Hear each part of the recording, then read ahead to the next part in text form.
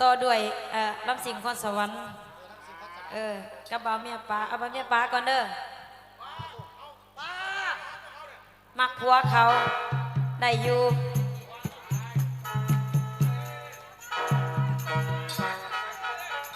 โดยโดยโดยโดยโดยโดยโดยโดยจับแต่มือหันบ่ โอ้ยปากบ่เบาวันหนึ่งนี่ คอยก็งงคือกันหาเลยบอกคอยก็เป็นมาล่ำมาลอยเลยดิมีอายป้าน้องอาสาเอายาสู้เศร้าเด้ออายคนหล่อส่งหอยยิ้มให้น้องก็พออายคนหล่อยาสู้เศร้าเสียใจ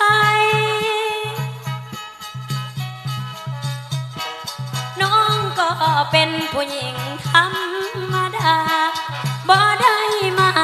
จากสวรรค์ดอกอายมีครบทุกส่วนเรื่องของอ่างกายมาหัวใจยังบ่มีไผส่วนย่านแต่ตัวน้องบ่งามคือเมียเก่าของอายนั่นนะของอายนั่นนะผู้แก้มขาวจุนพูนเฮ็ดจังได้นาดน้องสิลองเว้าเบิ่งก่อนนะมันคาหัวใจน้องนี่ละบ้า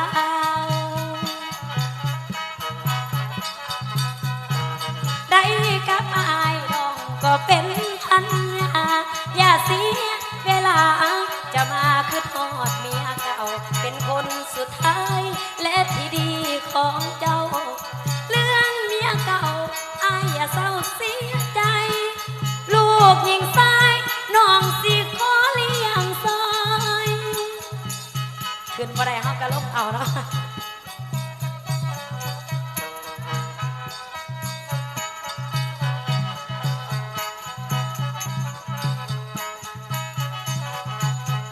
หลงหาคำอ่อนถึงหูมาก่อนว่าน้องมีผัวได้ฟังคำเว้าแล้วน้องอยากหัวให้ว่าถอนตัวคือสิบ่ทันไอ้หูบ่นาว่าน้องก็หลงหักอายคือกันหัวใจสะเทือนแขนขาจนสั่นเมื่อไอ้นั้นส่งสายตามาอยากเข้าไปหาย่านคนเขาสาว่าน้องสัวคนเขาสิเว้าว่าน้องใจผัวบอกกล้าเฮ็ดสัวคือคิดเอาไว้ย้อนว่าสองเฮานั้นก็ต่างมีอยู่ข้างกายกฎหมายวางออกบ่มีข้อใดเป็นสูงทางใจบ่ผิดดอกนาหลงหักผัวเขาคันเราก็ย่านผัวเฮาได้ยิน จำต้องเกินกิน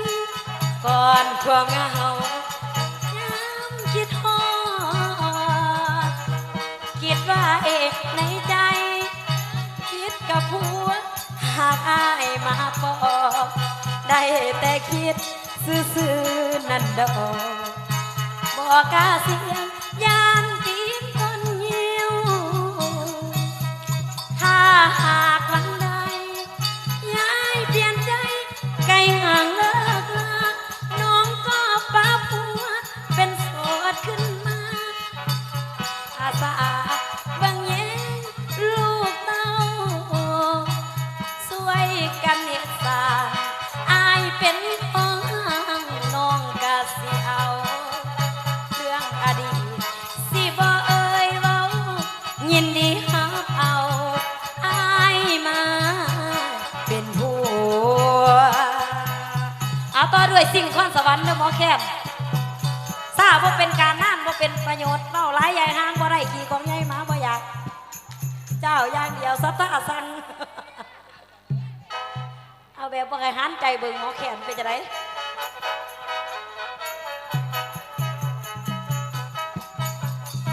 เฮ้ยเฮ้ยอย่าเฮ้ยอย่า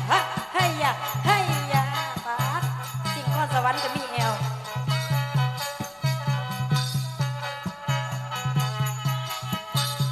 เป็นแวนเป็นแวนแก้ไม้ดอกเป็นแวนดอกผักแวนดอกเครือคำสั่งมาไปเกิดกำหน้าดงให้น้องลำอายมาเกิดหลับร้อนสั่งมาน้องหลับลีเจ้ามาเกิดโอ้ยอยู่พี่ตาน้องซองบ่เห็นเฮ้ยอย่าเฮ้ยอย่าเฮ้ยอย่าเฮ้ยอย่า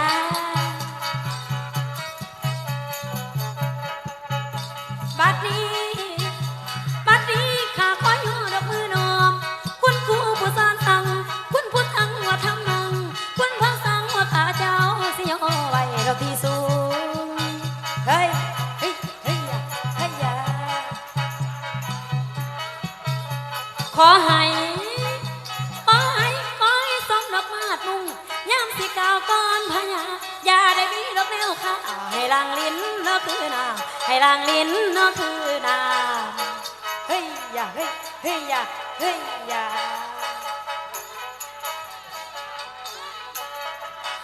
ซอยพี่น้องฟังซอย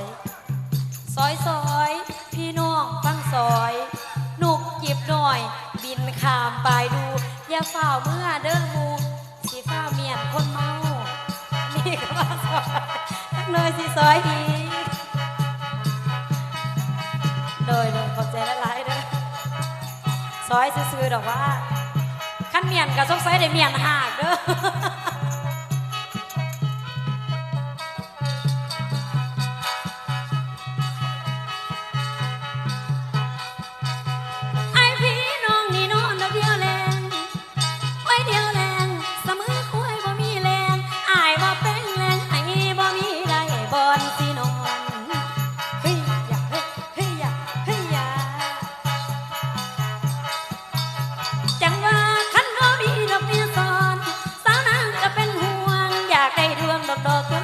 อยากได้ก็รำหลอกซ้อนเอาเมื่อไว้ดอกกอมนอนเฮ้ยซอยกันเด้อไอพี่ยันแต่งนี่ดอกเป็นโซนตัวนางดอกบางเป่าดอกเต้นใส่เอ่ยเตี้ยนั่งคิดดอกหอดเจ้าไว้แดงเศร้าหำคานี้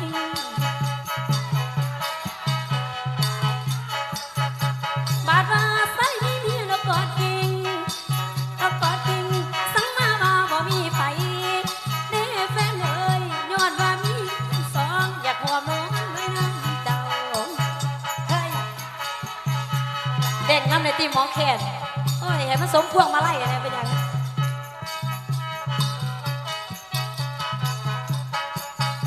เมื่อนี้ขอใส่ดอกน้ำเจ้าสักเท่าดอกน้อยใหญ่เด้อใส่เอ่ยโอ้สาวฟอนอยู่ไกลๆทันใดดอกหางนอน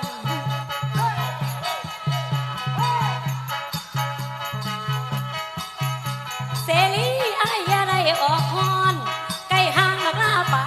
อย่าทันไก่นางลำให้คอยฟังเอาเด้ออายเมื่อนี้สายยานีดอกไก่ใหญ่อดสามาดอกฟอนสายเด้อแฟนเด้ออดสาฟังผู้ขี้หายกะสังพ่อผู้เบิ่นงานเฮ้ย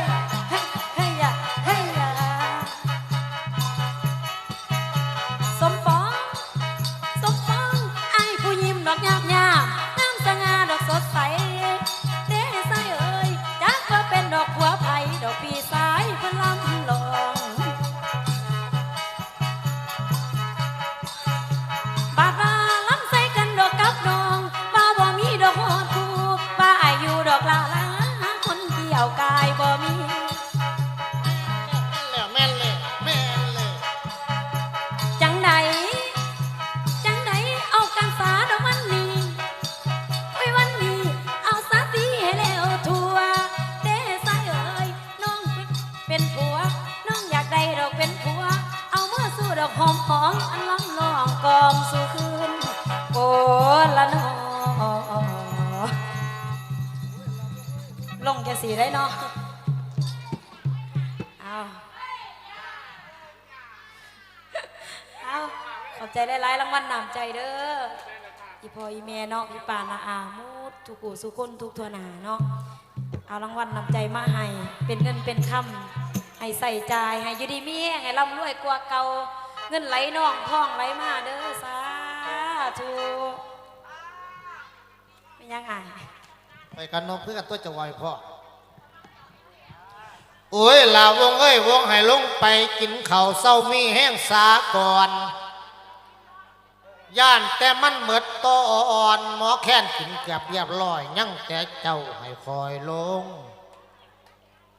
ละแม่รอดเอ้ยเพื่อนแต่งเอาผ้าเข่ามีหลายอันลกพันอย่างตำมาคู่องค์โอ้ยจังมันแสบกระดอกบ่เคยพ่อกระสางนี้ทอดขาไก่กระซ้ำนี่พร้อมพำทั้งออกแกงคอยมีแหงยักมาลำบัดโดยโอ้ยหลุดมีแหงข้าวหมอลำคอยนำเลยจนพุ่งโตนมาหลุดโตนตั้งแต่หมอลำคอยผู้สีมานำห้อยเสียงจอยขันอ้อยกินละแม่เอ๋ยแม่เจ้าก็คงอยากได้ยินขันเสียงลำพื้นบ้านด้วยเล่าตายพวกมูลานละนั่งเหยียดขาอยู่หน้าห้านจักแม่นว่ามากกับไผมีลูกสาวบ่น้อยยายโอ้ยส่วนลูกชายยักมาเบา